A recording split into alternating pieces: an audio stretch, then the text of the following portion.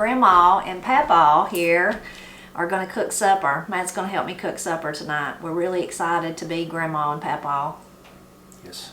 Really nice. So what's on the menu, Papa? Pork chops, eggs, biscuits, gravy, hash browns. We're going to have breakfast for supper. It's going to be really good, though. It's one of our favorite things to do. Breakfast is, these big hearty breakfast meals are so satisfying, don't you think? Absolutely. So comfort, too. Real comfort food. So Matt's going to pitch in and help me. I'm going to do the hash browns. I'm going to do them in the oven, so that's easy, really easy. I'm going to do the biscuits. Matt's going to do the pork chops, and he's going to make the gravy. And I don't know which one is going to do the eggs. Whichever one gets done first. Yeah, whichever one gets done first. And then I've got some grapes. I'm going to get them out. I'm going to slice up an orange and an apple so we can have some fruit. And sounds pretty good, huh? It does. Let's get with it. I'm hungry. All right, let's get with it. Matt's been getting all his supplies together. He's actually going to cook the meat, but are you going to do the gravy too? Out on the porch? Mm-hmm. Oh yeah, he's gonna cook outside. He likes to cook out there. So while he's been doing that, I've been shredding up my potatoes, and now what I'm gonna do is I'm gonna rinse them several times in water.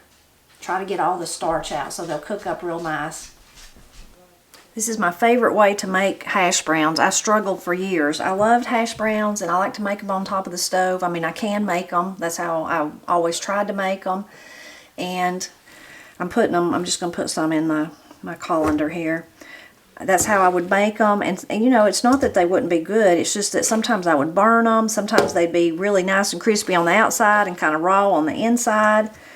And then I stumbled on this recipe, and I'll link to it in the description below so that you can go see the original recipe about how to make them in the oven. And they are just so easy and so good and always turn out perfect. You can see a lot of that starch there in where I've been grating them. Anyway, ever since then, I've just loved making them like this. They're easy, and you just kind of put them in there and forget about them. Put them in the oven and forget about them. It just makes things so much easier. Now, if you're going to make them, if you're not last minute like me, you could let them soak for a while. After you grate them, let them soak for a while in some water, and then drain it and do it that way. But I'm usually in a hurry, and this is usually what I end up doing. So you can see the starch there, how it's kind of thick and cloudy. That's what I'm trying to get rid of, some of that, just so they'll cook up nicer.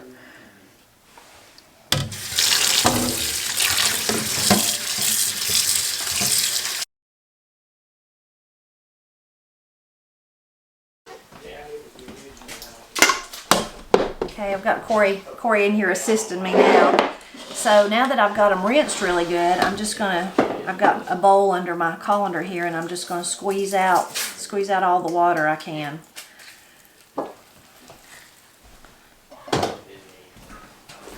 After you do this, you've done a workout. What do you call that, Corey? An arm workout? Mm-hmm. I really like hash browns. Corey, don't you think they go perfect with biscuits and gravy and eggs? I love hash browns. You love them more now that you're pregnant? Probably. We've laughed at Corey for wanting to eat at places she would never eat at before. She was pregnant and she's wanted to eat at Waffle King. That's what I think of. Yeah. Hash browns kind of make me think of those type places. Absolutely. Corey's getting me some butter. She's melting it. She's going to get me a little bit of olive oil. We're going to toss all these potatoes with that, and then let's see, I forgot to, will you turn on the oven for me too, Corey, at 400. We're going to cook it at 400. So you put the hash browns on the bottom rack of your oven. Corey's got me a pan over there. She's going to put some parchment paper in. We'll spread them out on it after we mix some butter and olive oil with them. And spread them out and season them, and then cook them at 400. And for you're going to do it for 30 minutes. First 15 minutes, you put them on the bottom rack of your oven, and then the next 15 minutes move it up to the top rack, or just put it there. I'll just use a little bit of it. I don't need to measure it. Now I'll link to that recipe so you can see all the exact measurements that she used, and I kind of just used her recipe but then just made it my own, I guess you will. But that's definitely where Woo, I'm about to get confused and put it in the wrong one. I hate it when I do that. It's like picking beans or breaking up beans, then all of a sudden I'm putting my bean strings in my beans. I do that every time I break them. Yeah. At least once. Okay. Let me clean up my hands and then we'll do the next part. Okay, so now I got all my potatoes in there. Corey melted me some butter. Put it in there. I'll use this to get all the butter. There went my spoon.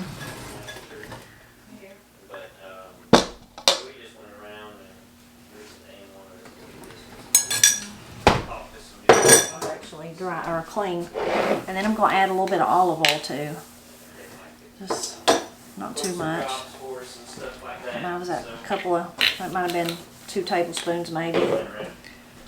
And then I'm just going to mix it up real good. You don't want them really greasy, but you just want them coated good. So that makes them crisp up nice in the oven. Okay. Matt's got all his stuff right there in the way, kinda.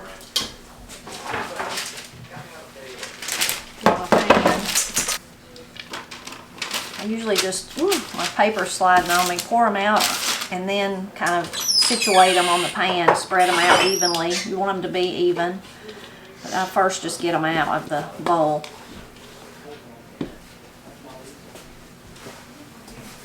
And then I start spreading them around.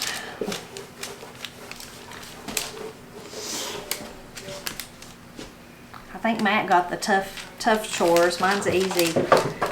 Now that this is done, I got to make the biscuits, which is super easy. And then eggs, if I get done, I'll do them, or if he gets done, he can do them out there. And that's super easy too.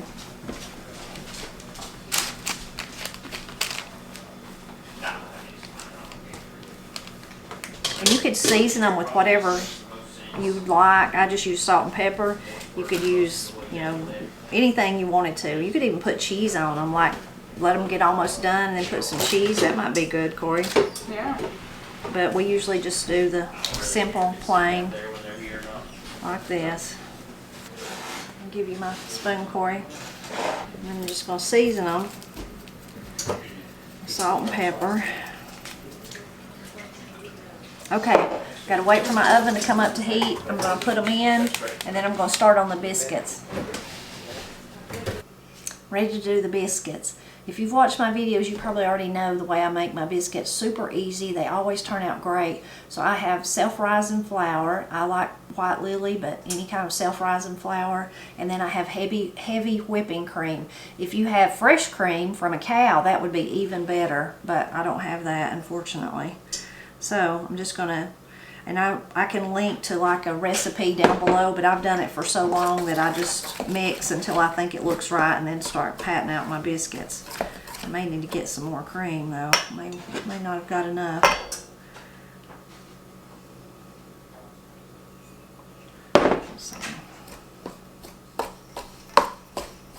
Super easy recipe.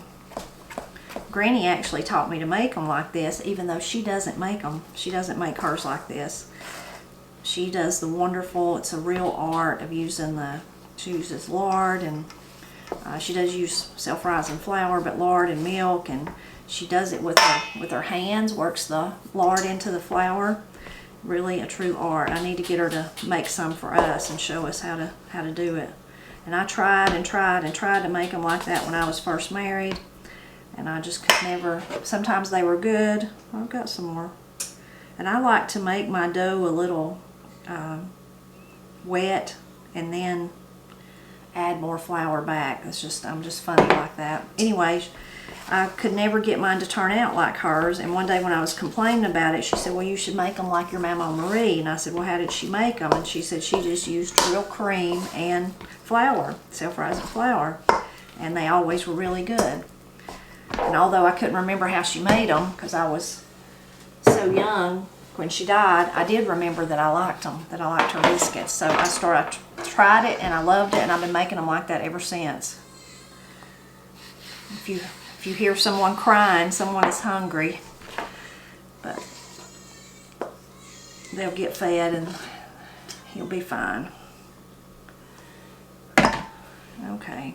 And as far as rolling out your biscuits, I just like to use my hands to do it. You could use a rolling pin if you wanted to. Be fine. I just don't. And truthfully, it's not that I don't think they do a good job. It's just that I don't want to wash them. I don't want this one less dish to wash. So I just do it like this.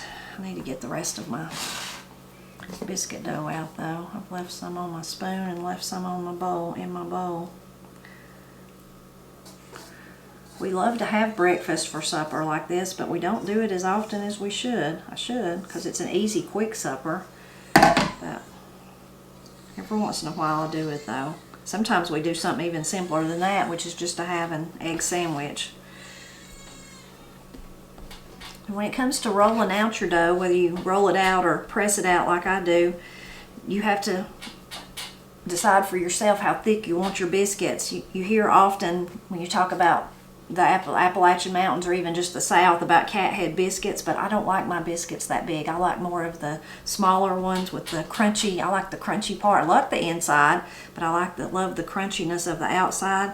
So I'm not a huge fan of those, even though lots of people are, and that's great. That's fine. I just like mine on the small, thin side, probably because that's how Granny made hers. She pat hers out by hand, and that's probably why that's the kind that I like today, that I like to make. So I do mine out pretty thin, just because that's how I like them. You can use, you can buy biscuit cutters to use. You could use a little glass. A lot of people use like a snuff jar, a glass like that or something. I use this little chopper. It's good for chopping vegetables, but it also makes a dandy biscuit cutter, so that's what I use. And I don't grease my pan. You could, but I don't. The only time I ever do is if I cook them. Sometimes I'll cook them in a frying pan, a cast iron pan, and I usually will put some grease in that and heat it first in the oven, just for something different. I don't know if it makes it that much different, but sometimes if I'm in the mood, I'll do that. But today I'm just doing the regular way of rolling them out, and I'm just putting them on my favorite wonky baking sheet.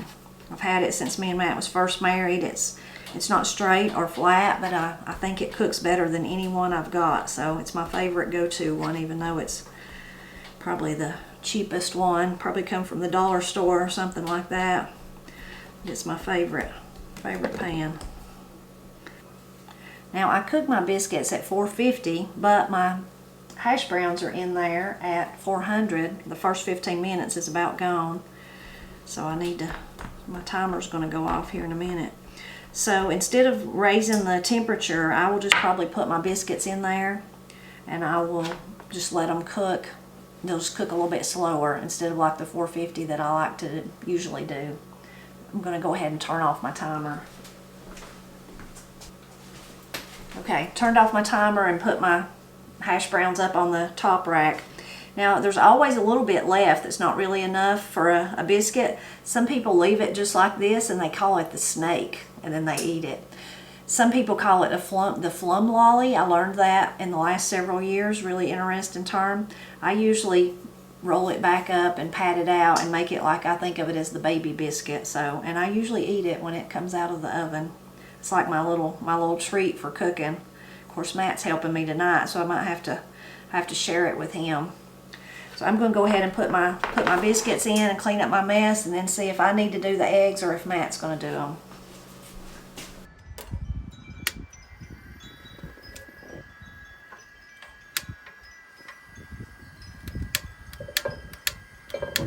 Pork chops. Then we'll be good.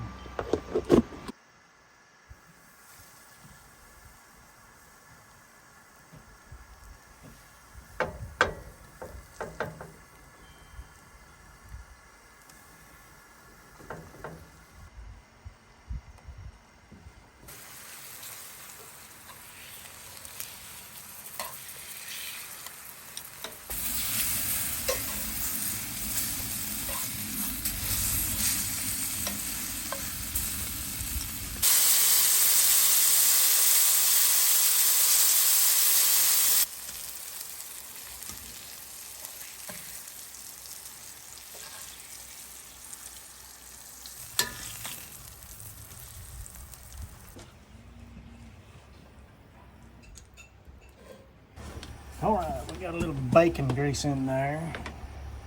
Those pork chops didn't have much fat on them, so they didn't make much grease. So when all else fails, add bacon grease.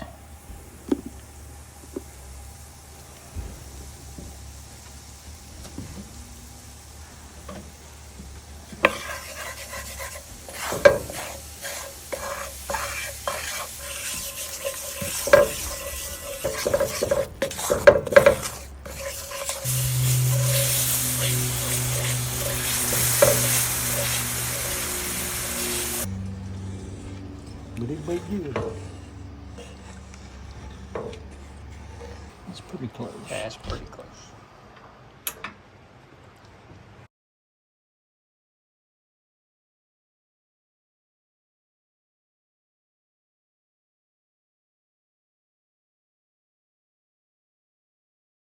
I think we've about got it ready. I've got the biscuits over here. Matt's got the wonderful gravy. Got the meat. I fried up some eggs. Got some fruit. Looks like a feast, huh? Yep. I think I'll move the honey and the jelly and the butter to the table in case anybody wants it, just to make a bigger place there. My biscuits, I think they'll still be great, but they do have a little different texture just because I cooked them longer than usual. If you do that high heat, it makes them rise up and then they cook quickly, but it will still be really good. And I like to break my biscuit up like I do my cornbread so that I can put the gravy on it in this case instead of beans or something like that. This is the kind of gravy I like. I love my gravy on the thin side just like I do pretty much any kind of thing that you have to get out like this. Soup, beans, all that.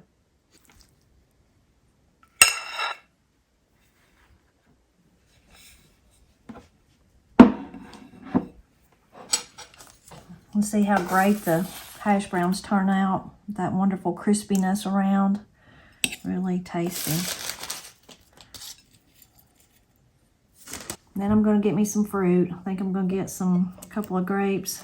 The orange I already tasted is really good. The orange is thanks to Sam and Wanda, Matt's aunt and uncle. They brought us some oranges. They're really good.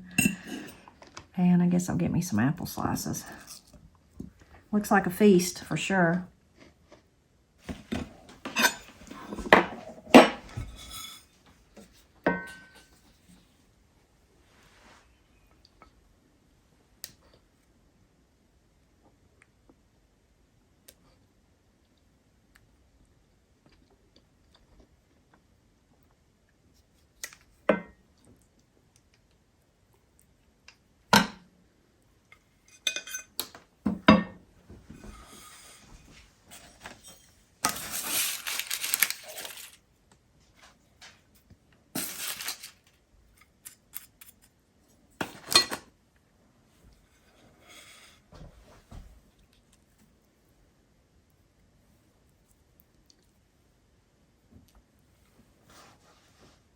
Okay, before we go sit down and eat as a family, what do you want? You taste my hash browns and I'll taste your gravy. How's that? Okay, that'll work. Oh yeah. Good gravy. Good? Mm-hmm. Good hash browns too. It's a feast for sure. Now I guess we'll let everybody else come get their plate. Yep.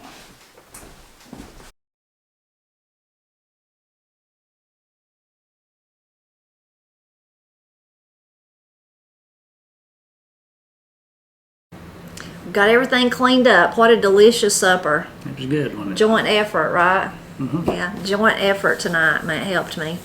It was really good. I don't know what was my favorite. Matt's gravy was awful good, but my hash browns were awful good too. Gosh, yeah, it was good. So, and of course, how can you beat eggs and biscuits? You know. It's good as it gets. The fruit was good too. I'm glad Sam and Wanda brought us the oranges. We hadn't had oranges since Christmas, I don't guess. So those were, and they were really good. It's a good orange. Or the one I cut up tonight was really good. So that somehow goes with it too. Mighty fine. And nice to have it all cleaned up. Yeah, it is. That was a pile of dishes. Every time we do a joint venture, we use everything in the house and then have to go down the hill and borrow some. It feels like it, Yeah. don't it? It takes till bedtime to get it cleaned up. Yeah, but it's so nice. And we love, me and Matt both are really grateful that we have a close family. We have a close extended family too, but with Corey and Katie and Austin, and so nice to be together. And for them, we love for Corey and Austin to eat with us, and that's just our favorite thing, to sit around the table and talk about what happened during our days and laugh and go on and talk about the future. And it's just really nice, isn't it? It is. That's how you're supposed to do it. Yeah, really nice. One of our favorite things is being with our family, for sure. And now we have a new little addition, so that's real nice too. It is very nice. We'll let Katie share what details she wants to share, but as far as me and Matt, we're just in love and over the moon. Very, very sweet and cute bundle of joy for sure. Right. And Katie and baby are both fine and doing good, and it's just been really, really nice. Yes, it has. Me and Matt feel good to be grandparents. Yeah, it does. It's different than I thought it'd be, but it's good. It's cool. A lot of you left comments that how we would love it, because this is, of course, we didn't know what we'd feel like, and we knew we would love the baby no matter what, and we're excited about Corey and Austin's baby too. But a lot of you left this comment, some variation of this was just how that there was a new place opens up in your heart full of love, and I've thought about that a lot, and it does seem like that, and just like a place missing that you didn't know was missing until now. So it's really, really been an amazing feeling, and we're so thrilled and so happy, and happy everything's, baby's okay and Katie's okay and all that too, but it's really been nice. Yep. Matt's continued to enjoy his tractor, although he did have a moment of bad news about it. Hopefully it'll soon be rectified, but yeah, the tiller broke, and had to get people come out to look at it, because since it was the first time I'd used it, the dealership sent a mechanic out and he looked at it and he tore into it and found out what was wrong with it, and he said he had never seen that. In fact, he had never even been into one of those tillers. He said they're usually really robust and durable. And he said it's just something new to him. He literally had to try to look it up on his phone to get a schematic of the inside of it, and he didn't even have I guess they have apps or something that they use to access the drawings and stuff, and he didn't even have an app for it, so he just Googled it and found what it was. This was before he got into it, so he'd know what he was looking for, and it was just a freak thing. The chain tensioner broke in it, and then the chain broke and wadded up around the gears, but nothing was hurt other than the chain and the tensioner, so they're ordering parts and going to come back out and fix it just as soon as they get them. just a weird fluke. Yeah, I guess I'm hard on stuff. Well, you wasn't. You was just driving it. Yeah. And he told you it was supposed, he's seen them, they were heavy duty. In other words, he'd seen them really be used in tough places, so he didn't think it was that Matt had done anything wrong or anything. He was just surprised because he wasn't used to seeing that. Right. So hopefully he'll have the parts and come back out. And Yep, get it fixed and back on the road. And Matt did end up getting you may have seen one of my videos this week, Matt got the turning plow, so he did get the garden turned over. Yeah, now that I've got it turned over, now I need to go back with the tiller and break all that up, and we'll be in good shape. Yeah. Well, probably you think you'll still use the little tillers maybe? Yeah, some after we plant for sure. And I'll of course use them up here, but yeah, I'll use it. So it's exciting thinking about it, and we still want to mostly plant corn down there. Matt's anxious, said we could plant one row of potatoes. He's still thinking about potatoes. I don't know if we'll get that done or not, depending on, I guess we still could though. And I want to put at least 1 or 2 watermelons down there somewhere and just see what they do. Mm-hmm. And then I hadn't told Matt about my ideal of Nothing good ever happens when it gets prefaced like this. I actually told them, and I've not told you. Well, that's nice, so everybody can be surprised with everybody. No, it's nothing big. It's just that I would like to do a whole row of zinnias in the front of flowers. Just one little row. But you do whatever you want to do. I know. I said you indulge me. Yeah. So. If they get in the way, I'll till over them. No. No, you won't. Not on purpose, anyway. No. Yeah, last year you accidentally tilled some of them, but I didn't tell you where they's at. Remember down there between the tomatoes right down here? Yeah. And I barely had them up about that big, and I forgot to tell Matt. It's like I knew he was tilling, and I was like, oh, I got to go down there and tell him. And then I got busy doing something and forgot, so he tilled them up. But Yeah. I didn't tell him for a few weeks because I knew he didn't do it on purpose. He didn't know what they were. He didn't know. No, when I'm in till mode, if there's something growing up, I've got this vision in my head of nice rolled over clean black dirt with nothing sticking up through it, and that's what I'm after. Yeah. And when you plant stuff that shoots up through there, I'm going to kill it. I Because know. that's just what, and I I'm not know. thinking that you planted anything there. I'm just No, trying to get it I turned didn't over. Right. If I don't tell you, you assume it's weeds. Yeah. Yeah. I like it freshly turned and all the weeds gone and nothing but what we planted growing up. Wouldn't that be pretty right in the front, like a long row of zinnias or sunflowers, or maybe both? Yeah, I guess. I mean, you just plant whatever. Just be sure and tell me where it's at till it comes up so I won't kill So it. you'll see it. I think that'd be really pretty. I could plant those giant marigolds we had last year. Matt was not a fan of them, No. which they did get as big as me, pretty much. They're shading out the stuff we're trying to eat. I know.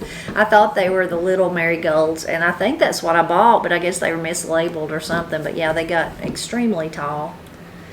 Most of them eventually got so tall they just fell over. Yeah, don't do that. No. Yeah, they fell out in the yard and I couldn't mow either. Yeah. That was I know. great. And they were supposed to, I did that because they were supposed to help with the bugs, but I didn't help with the bugs. No. Maybe because they were too tall. Maybe they need to be down low. It just made a good place for the copperheads to hide. Yeah. A lot of people, though, have told me, thinking about our squash bugs and nasturtiums and radishes is what I'm going to try this year. Now, I plant nasturtiums all around our stuff, so I'm not sure if that would make any difference. But then someone told me, said, well, no, you got to plant them in like with your cucumbers. So I don't know how Matt's going to like that if I plant them in it. And then I'm going to like barricade them with radishes and see if that helps. And then my other plan is, a lot of you have told me, like to, you use a mixture of like dried peppers, cayenne or whatever, grind that up, and then with garlic and like some other things, and then spray that on the plants, like with maybe some oil or some dish soap, a little drop of dish soap or something to get it to adhere. And that they don't like that, you just apply that once a week. Some variation of that. I'll have to research more, but a lot of you have shared that, so I'm going to try that. Okay. Okay. Yeah. Squash bugs. And they mostly bother our cucumbers, not the other stuff. Start calling them cucumber bugs. But maybe we did till more this winter and turned over the garden, so maybe that'll help eradicate some of them. I don't know. Yeah, I'm going to roll it all over again before we plant. Yeah, and we've still been having some cold nights. Mhm. So, which down there we shouldn't have any, maybe, until they find the stuff down there. We're still another 5 to 6 weeks from planting anything. Oh, yeah. Thinking about the things that bother the corn will be if we have trouble with deer, with raccoons, and not really so much. Daddy never had trouble with like bugs and stuff. No, not on the corn. No. Crows. Yeah, crows. When the corn's Yeah, little. when it's little, they like to just pull it up and lay it down there for you. Mm-hmm. Remember, I tried to plant one of the years I tried to plant corn up here ages and ages ago. Just 3 or 4. That's what they did when I wasn't looking. Matt was at work. Mm-hmm. But yeah. Oh, and I was thinking about not that bother the corn, but that bother you, and we hadn't had to worry about this in a long time, is pack saddles getting the corn, and they hurt when they sting. Golly, yeah, they do. They have they also get on our blueberries sometimes. That's the last time I've been stung by one, was on the blueberries. But they have a sting that's different than, like you think of a bee sting. That hurts like a throbbing, but I think a pack saddle is like almost like an electrical sting. Yeah, and Like an electrical shock, kind of. it is, and then it intensifies and stays with you a little while before it begins to ebb off, and then sometimes it'll leave a pretty bad welt that'll spread. And I mean, it's a big rash-looking thing. They're nasty. Yeah, they hurt. I mean, bees, I don't like to get stung by wasp or hornet either, but Yeah, pack saddles hurt, and they like to be in the corn. they do. I'm so excited. I hope our corn does good. It's been so long. I always thought Daddy's corn was just magical. So if ours turns out to be like that, I'm going to take a chair and sit it right in the middle of it and just sit down there. You better take something to shoot the packs out of it. You can do that. Yeah. Are we going to have a scarecrow? Yeah, I guess we could. We used to make them and put them in, Granny would make them, and then I made one time, I remember. We'd get Pap's old clothes and get a hat and put it on it. We'll just send Olive through the garden 2 or 3 times a day. That might work. Yeah. Yeah. And then you think we're going to have to worry about deer down there. We'll just see how it goes. Matt'll have to get him a hammock and sleep down there. Do like your daddy and park that old car down there and hide in it. That's what he did. Did you ever hear that I don't story? think so. What did he do? Crows kept getting his corn. When he'd get up about that high, they'd pull it up. And he started in the corner of the house down there. Right at daylight, he'd be waiting on them. And as soon as they landed, he'd try to lift the window up, and they'd see that because they see so well. You know, they got eyesight that's just unbelievable. And fly off, and then he wouldn't come back. Next time, he went ahead and cracked the window before it got daylight on. When he stuck the shotgun barrel out, they saw that.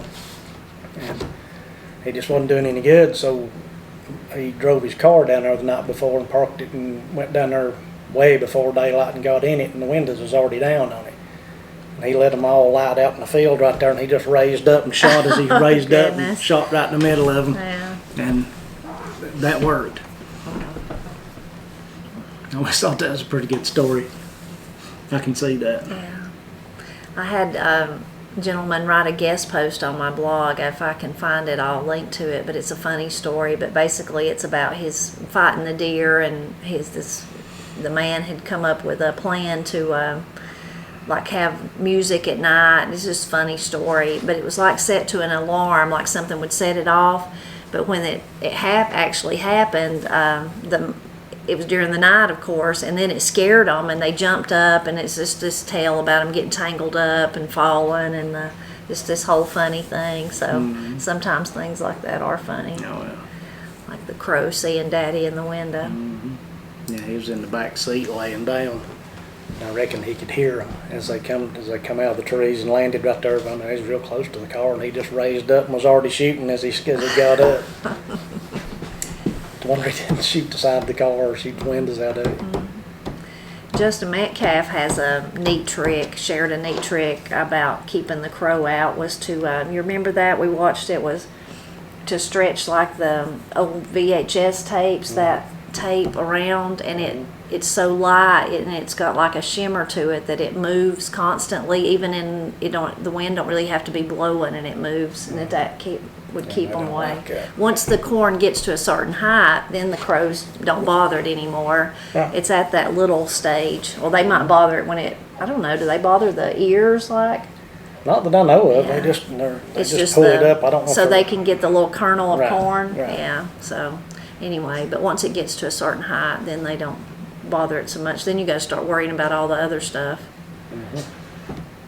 Very exciting, though, to think about the corn and think about having the problem of trying to protect it from the critters and the varmints. And Matt gets his tiller fixed, we'll be one more step closer. Yep. That's pretty much all we're waiting on. And warm weather. Of course, we can't plant till warm weather arrives. Yeah, for sure. And hopefully Matt's going to get to start on his barn. I don't know, though. He's got his list of other things he's got going on the side. It's getting longer and longer. But I've got a list that's ignorant. You've got a list that may make you want to go back to work? Golly, I'm just busy. I don't know how I ever had time to have a job. I think I've heard a lot of people say that. They retired and they said, I don't know how I ever had worked. I'm too busy. Yeah, well, I sure am. That's good, though. Better than laying around. The day that you're watching this video will be Easter, so we sure hope that everyone has had a wonderful Resurrection Day.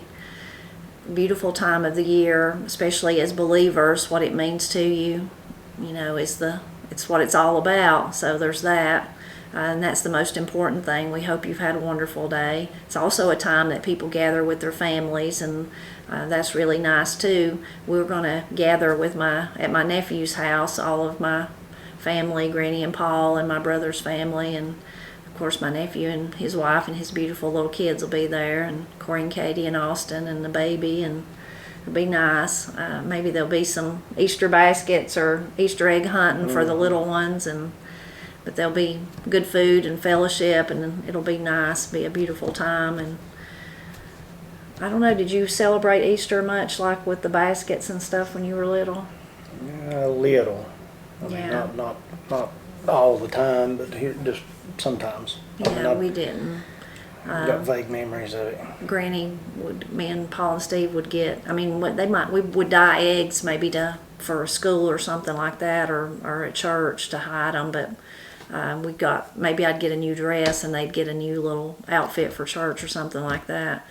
And that's what, with Corey and Katie, we didn't really get them Easter baskets or anything every year, make a big deal out of that, but they did usually get maybe a new dress. It might have come from a thrift store or something, but they got a new Easter dress to wear to church. But anyway, and of course it's always fun to dye eggs and see what different colors you can come up with, and kids love to find them if you hide them, and just those little cheap plastic ones for like weeks after that. Corey and Katie would want us to hide them, and then they'd find them and hide them and find them, and Granny would just do it over and over and over and over. Her patience never wore thin. I'd be hiding them on the 4th of July. Yeah, so never got over it. Lots of good memories. Yeah. Well, we hope you enjoyed cooking supper with Grandma and Papa. Feels funny, but also really good to be called that. Oh, yeah. And we're always glad when you stop by to help us celebrate Appalachia. It is. I hear a dog baying somewhere, barking, treat.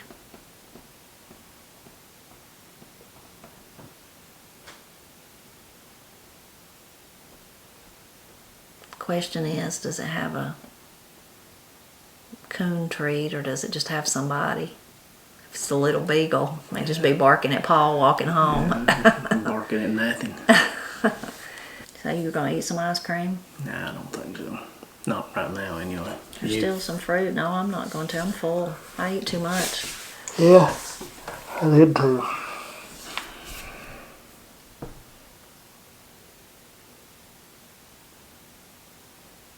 Nice and peaceful. Mm-hmm.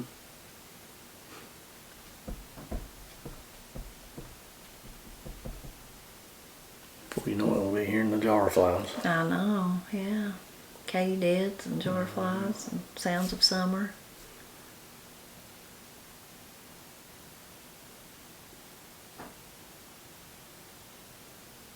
I'm so glad we live somewhere where it's this quiet. Yeah.